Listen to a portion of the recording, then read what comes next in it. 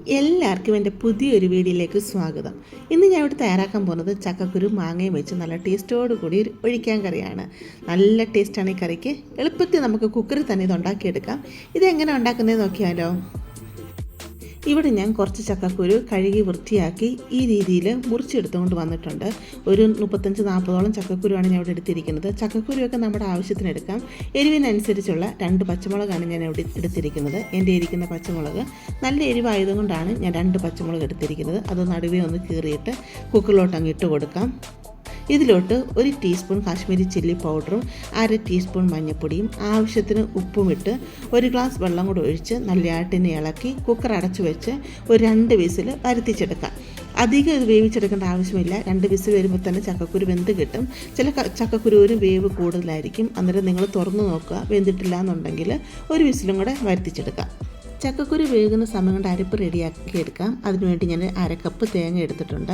ഇതിലോട്ട് 2 ചെറിയ കൊച്ചുള്ളി എടുത്തിട്ടുണ്ട്. എൻ്റെ ഇരിക്കുന്ന വലിയ കൊച്ചുള്ളി ആയതുകൊണ്ടാണ് 2 എടുത്തത്. നിങ്ങളല്ലെങ്കിൽ 3-4 എടുക്കുക. 2 വെളുത്തുള്ളിയോട് ഇട്ട് കൊടുക്കുക. 1 ടീസ്പൂൺ നല്ല ജീരകം കൂടി ഇതിലോട്ട് ഇട്ട് കൊടുത്ത് ഒരു ശകലം വെള്ളം കൂടെ ഒഴിച്ച് കൊടുത്ത് നല്ല പേസ്റ്റ് പോലെ ഇതിനെ നമുക്ക് അരച്ചു കൊണ്ടുവരാം. ഇവിടെ ഞാൻ അരപ്പ് അരച്ചും കൊണ്ട് വന്നിട്ടുണ്ട്. ഈ രീതി വേണം അരച്ചെടുക്കാനായിട്ട്. ഇത് നമുക്ക് അങ്ങോട്ട് മാറ്റി വെക്കാം. ചക്കക്കുരുവൊക്കെ 2 വിസിൽ വന്നപ്പോഴത്തേക്ക് നല്ലതായിട്ട് ഇത് വെന്ത് വന്നിട്ടുണ്ട്. കണ്ടോ, നല്ലതായിട്ട് വെന്ത് ഉടഞ്ഞ് തന്നെ വന്നിട്ടുണ്ട്. ഉടച്ചെടുക്കുമ്പോൾ നല്ലതായിട്ട് ഉടഞ്ഞ് വരുന്നുണ്ട്. ഇതിനെ നമുക്ക് നല്ലതായിട്ട് ഒന്നുകൂടെ ഒന്ന് തിളപ്പിച്ചെടുക്കാം. ഇവിടെ ഞാൻ ഒരു മാങ്ങ മുറിച്ചെടുത്തിട്ടുണ്ട്. എൻ്റെ ഇരിക്കുന്ന മാങ്ങ നല്ല പുളിയുള്ള മാങ്ങയാണ്. അതുകൊണ്ട് ഒരു ചെറിയ മാങ്ങയാണ് ഞാൻ എടുത്തിരിക്കുന്നത്. നിങ്ങളുടെ ഇരിക്കുന്ന മാങ്ങയ്ക്ക് നല്ല പുളിയാണെങ്കിൽ അരമുറി മാങ്ങ എടുക്കുക. ചിലർക്ക് കറിയിൽ പുളി ഇഷ്ടമായിരിക്കും, ചിലർക്ക് അധികം പുളി താല്പര്യം കാണത്തില്ല. അതനുസരിച്ച് നിങ്ങൾ മാങ്ങയുടെ എണ്ണം ക്രമീകരിക്കുക. മാങ്ങയുടെ ഇട്ട് കൊടുത്തു കഴിഞ്ഞിട്ട് ഇതിലോട്ട് കുറച്ച് വെള്ളം കൂടി ഒഴിച്ച് കൊടുക്കുക. ഞാനിവിടെ 1/2 ഗ്ലാസ് വെള്ളം കൂടി ഒഴിച്ച് കൊടുക്കുന്നുണ്ട്. എന്നിട്ട് നല്ലതായിട്ട് ഇതിനെ ഇളക്കിയിട്ട് നമുക്ക് നല്ലതായിട്ട് തിളപ്പിച്ച് ഇതിനെ വേവിച്ചെടുക്കണം. മാങ്ങയൊക്കെ ഒന്ന് വെന്ത് നല്ലതായിട്ട് ഇതിൻ്റെ അകത്ത് ഒന്ന് ഉടഞ്ഞ് വരണം. അപ്പോൾ ചക്കക്കുരു കുറേ കൂടെ അങ്ങ് വെന്ത് വരും. ഇതിനെ നല്ലതായിട്ട് അങ്ങ് വേവിച്ചെടുക്കാം. ചക്കക്കുരു മാങ്ങയൊക്കെ നല്ലതായിട്ട് വെന്ത് വെള്ളമൊക്കെ അങ്ങ് വറ്റി നല്ലതായിട്ട് വന്നിട്ടുണ്ട്. ഈ സമയം ചക്കക്കുരു ഇങ്ങനെ കിടക്കുന്നത് താല്പര്യമില്ല എന്നുണ്ടെങ്കിൽ തടി വെച്ചോ അല്ലെങ്കിൽ തവി വെച്ചോ നല്ലതായിട്ട് ഇതിനെ അങ്ങ് ഉടച്ചു കൊടുക്കാം. എല്ലാം ഉടച്ചെടുക്കേണ്ട ആവശ്യമില്ല. കുറച്ച് ചക്കക്കുരു അങ്ങ് ഉടച്ചു കൊടുക്കാം. അപ്പോഴത്തേക്ക് കറി നല്ലതായിട്ടൊന്ന് കുറുകിയും കിട്ടും, നല്ലൊരു ടേസ്റ്റും ആയിരിക്കും. ഇതിലോട്ട് നമ്മൾ അരച്ച് വെച്ചിരിക്കുന്ന അരപ്പങ്ങ് ഇട്ട് കൊടുക്കാം. അരപ്പും കൂടി ഇട്ട് കഴിഞ്ഞ് നല്ലതായിട്ട് ഇതിനെ അങ്ങ് തിളപ്പിച്ചെടുക്കണം. ഈ തേങ്ങയുടെ പച്ച ഒരു സ്മെല്ലൊക്കെ ഉണ്ടല്ലോ, അതൊക്കെ പോകാൻ വേണ്ടിയാണ് നമ്മൾ നല്ലതായിട്ട് ഇതിനെ തിളപ്പിച്ചെടുക്കുന്നത്.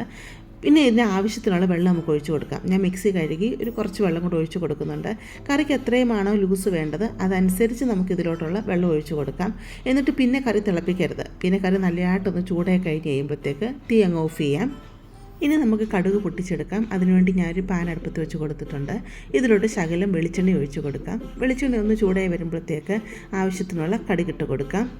കടുകൊന്ന് പൊട്ടി വരുമ്പോഴത്തേക്ക് ഞാൻ 2-3 വറ്റൽമുളക് മുറിച്ചതും കൂടെ ഇതിലോട്ട് ഇട്ട് കൊടുക്കുന്നുണ്ട്. 2-3 തണ്ട് കറിവേപ്പിലും കൂടെ ഇതിലോട്ട് ഇട്ട് കൊടുക്കാം. അപ്പോഴത്തേക്ക് അങ്ങ് തീ അങ്ങ് ഓഫ് ചെയ്യാം കേട്ടോ. ഓഫ് ചെയ്തിട്ട് ഇതിനെ ഒന്ന് ഇളക്കി കൊടുക്കാം. കറിവേപ്പിലയും വറ്റൽമുളകൊക്കെ ഫ്രൈ ആയി വന്നിട്ടുണ്ട്. ഇത് നമുക്ക് ഈ കറിയിലോട്ട് അങ്ങ് ഒഴിച്ചു കൊടുക്കാം. എന്നിട്ട് നല്ലതായിട്ട് നമുക്ക് ഇളക്കി ഒരു 5 മിനിറ്റ് കൂടെ ഇതിനങ്ങ് അടച്ച് വെക്കാം. ഈ വെളിച്ചെണ്ണയുടെയും ഈ കടുകിൻ്റെയൊക്കെ ആ ഫ്ലേവർ അതിൽ ഇറങ്ങാൻ വേണ്ടിയാണ്. എന്നിട്ട് നമുക്ക് കറി ഉപയോഗിക്കാവുന്നതാണ്. ഉപ്പ് ആവശ്യമെങ്കിൽ ഉപ്പ് ഇട്ട് കൊടുക്കുക. നല്ല ടേസ്റ്റാണ് ഇത് ചോറിനോട് ഒഴിച്ച് കഴിക്കാനായിട്ട് കേട്ടോ. നിങ്ങളിങ്ങനെ തയ്യാറാക്കി നോക്കിയിട്ടില്ലെങ്കിൽ ഒന്ന് തയ്യാറാക്കി നോക്കണം കേട്ടോ. അതുപോലെ നിങ്ങൾക്ക് ഈ വീഡിയോ ഇഷ്ടപ്പെടുകയാണെങ്കിൽ ഒന്ന് ലൈക്ക് ചെയ്യാനും സബ്സ്ക്രൈബ് ചെയ്യാനും മറന്നു പോകരുതേ.